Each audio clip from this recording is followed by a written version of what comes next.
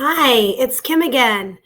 I'm back. I thought I had wrapped up all of my introductory work, and then a few things happened.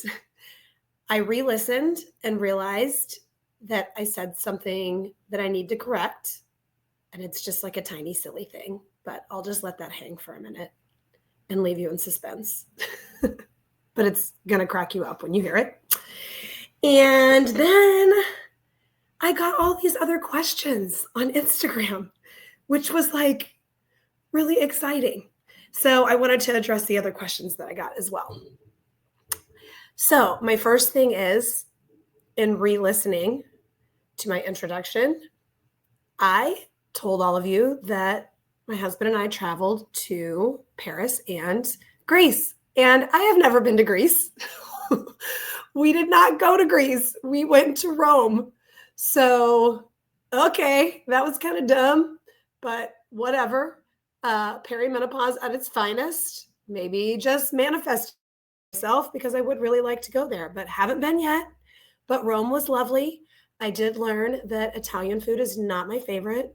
Don't at me. I had the best pasta in the world, and I was just craving protein the whole time I was there. So it was really exciting to get to Paris and eat steak frites on repeat. Not croissants. I did have croissants, but it was the steak and the French fries for me. I could have that as my only meal for the rest of my life. So now that that is squared away, we got that straightened out. Let's hit some more questions. So I got a couple of questions from Shelly, one of my beautiful producers for this podcast. Do I miss Texas? And did y'all just hear my dog snort? He's laying on the floor of the kitchen and he's snoring. That's really funny. I hope y'all get to hear that. So do I miss Texas? The short answer would be no. To expand on that, is that something that I realized early on in my adult life and really holds true is that home is where my people are. And I don't have a lot of people still in Texas. No disrespect to all of my beautiful friends that are still there. But as far as family goes, every member of my family relocated to other places in the United States. So if they were all in Texas, I think I would miss Texas. But because they aren't, St. Louis, and I've been in St. Louis over half my life now, it really has become home. And I would say in the past 10 years, this is what feels like home. And I may visit Texas, but I am a Texan in my heart, but I guess I've sort of morphed into a Midwesterner. So that is how I feel about missing Texas. I do love Austin, though. If I was ever going to go back to Texas, I think I would want to live in or near Austin. Shelly also asked what my skincare routine was, and it's very boring, but thank you. I appreciate that. Getting compliments on my skin is one of my favorite compliments to get. And I've tried it all. Well, maybe not all, but I've run the gamut between like using MLM products or buying more expensive things or, you know, spending money on facials. And I really have in the past 5 years, maybe less than that, settled in with some good old-fashioned drugstore products. And I use them consistently. And I try to drink a lot of water.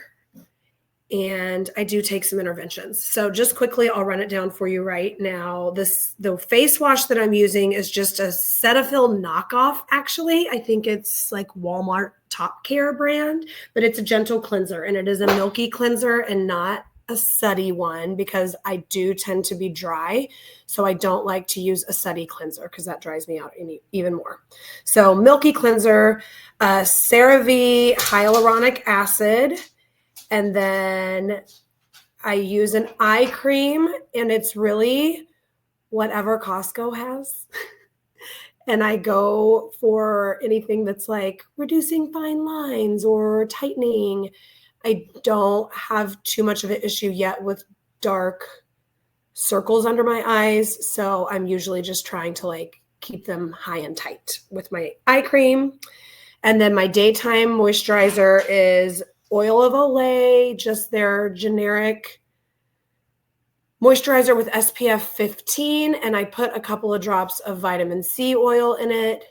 And I'm not really fancy about my vitamin C oil either. Right now I'm using one that was a gift to me. And once that runs out, I'll probably get one at like TJ Maxx or something. And then my evening moisturizer, and I don't like a long nighttime routine, so I tend to do more in the morning because that's just when I have more energy and want to devote more time to it. So nighttime, I just wash my face again with the Cetaphil Gentle Cleanser, and then I use an Oil of Olay. It's more like in a pot, and it's a thicker moisturizer for firming. And I will sometimes dermaplane. I try to do it like every 2 weeks, but I don't like go with like a professional razor. I just use those little face shavers that you get at Walgreens or whatever. And I shave everything on my face and down to my décolletage. And then I'll moisturize really heavily. And then I will sludge with Aquaphor. And I use Aquaphor on my lips too, every day, every morning, every night. And I get Botox anywhere from every like 3 to 5 months, high in my forehead because I have hooded brows. This dog, hang on. Go.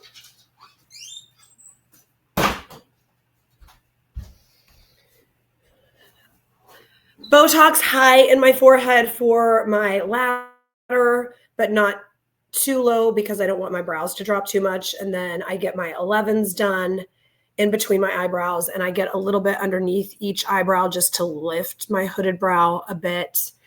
I've had filler in my lips for the past few years, and I just recently got filler in my laugh lines.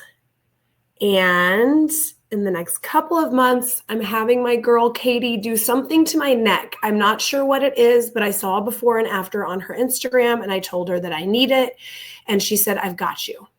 So I don't know if it's a filler thing or if it's a Botox thing or what the treatment is. But I will be getting something done to my neck probably in the next couple months. Back to school shopping kind of drained my injection budget. So I'd like to do it sooner, but yeah, probably this fall. So I'll keep you posted on the neck thing, but that's what's going on for me with skincare. More questions from Susie, who you will hear from on the podcast someday. She's a near and dear friend. If your podcast could change one thing for your listeners, what would it be? And her second question, because I feel like I'm going to have to answer this all at once. What inspired you to start the podcast, and what do you hope listeners will take away from it? So what inspired me to start it is that I have been trying to write a book for a really long time, and it's a lot of delay. One, because writing a book is just a slog and it's always going to take a long time. And two, because I get like really hyper focused on it for a month and then I lose steam and I don't work on it for like 2 years. And I write very stream of consciousness, and I write a lot like I talk.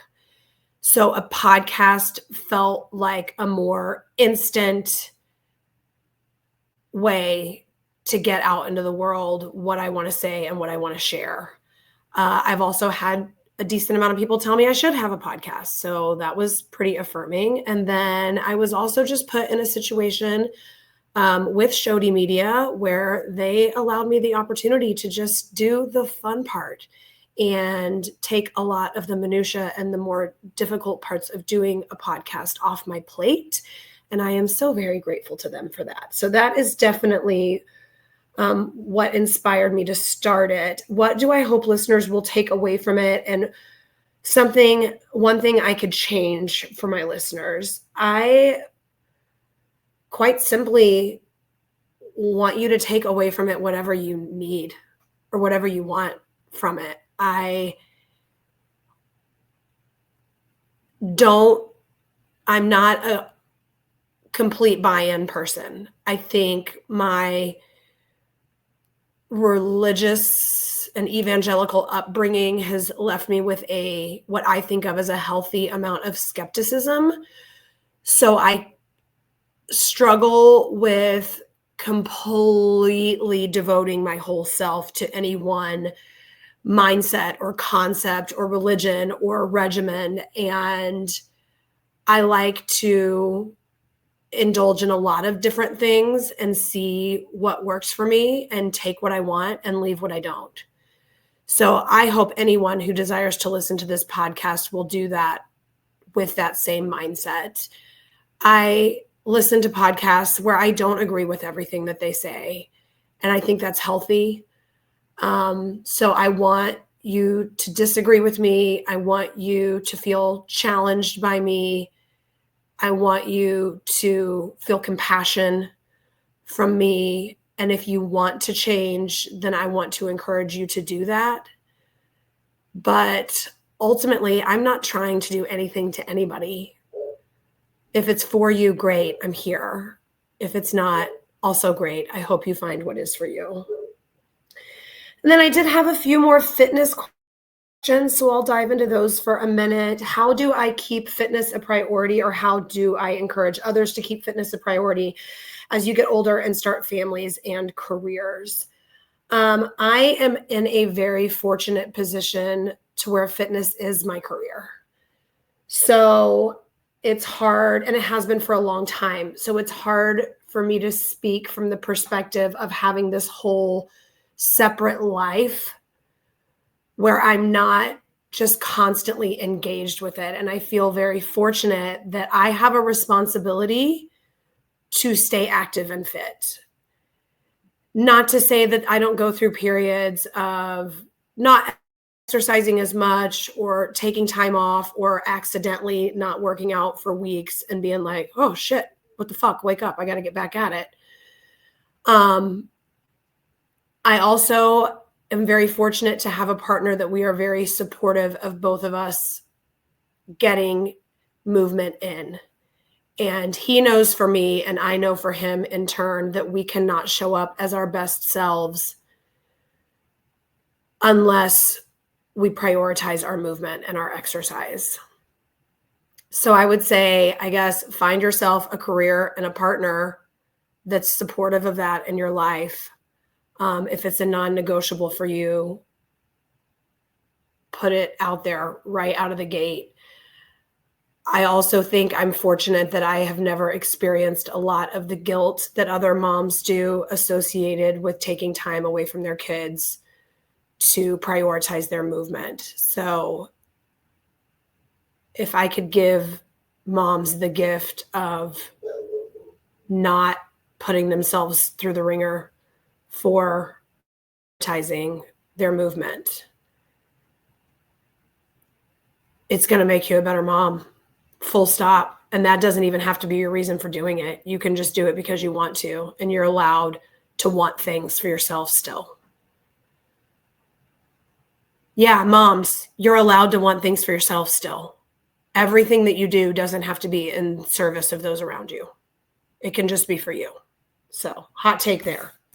Hope I'm not the first person to tell you that, but if I am, write it down, put it on your mirror. Don't let anyone take that away from you. And the last one from Kate: if you're buying a house in the St. Louis area, let me hook you up with her. She is wonderful.